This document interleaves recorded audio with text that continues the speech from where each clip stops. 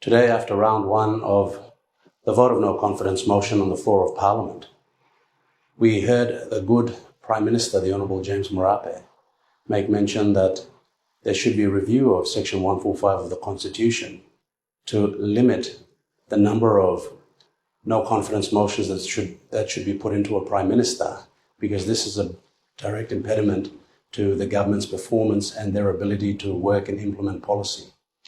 I think this is a fallacy, and it's a big lie. In 5 years, the Honourable James Marape and his Pangu-led coalition government have failed to improve the socio-economic indicators throughout the country. All you have to do is walk down to a local grocery store and confirm the price of a bag of rice. Is it 20 kina? Is it 30 kina? Is it 50 kina? Is it 100 kina? What is the price of a bag of rice? So that completely tells us that there's been total economic mismanagement. Inflation is through the roof, and we are in a cost of living crisis. Let's not forget the other litany of crises: the fuel crisis, the FX crisis, the health crisis where there's no drugs in our hospitals, the law and order crisis with murder, rampant killings happening all around the country.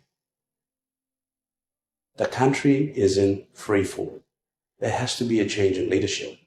Therefore, we announced, the opposition announced to the country that this was only round one, and we will be bringing another motion of no confidence in the Prime Minister in the next sitting of Parliament.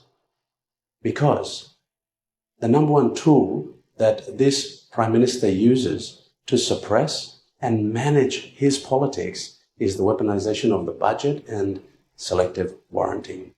This is illegal. This can't be allowed. This is the people's money. We forget about equity when we allow a Prime Minister to dictate how the people's money is spent, treating Treasury like a tuck box. We have to get out of this culture of conformity where we have members of Parliament that come to Waigani and become beggars. All they can do is participate in all these clamoring adulations where the 11th Parliament is synonymous with pleasantries, platitudes, and Pollyanna, rather than being focused on policy implementation. 5 years equates to 1,825 days, 260 weeks. If you're a Prime Minister or if you're a Minister in Cabinet and you've not set a SMART goal, if you haven't effectively implemented any policy during this period, then this raises the question, what on earth are you doing in that position of responsibility, dealing with people's lives and their welfare? This equates to total incompetence. Hence why there will be round 2 VONC in November 2024.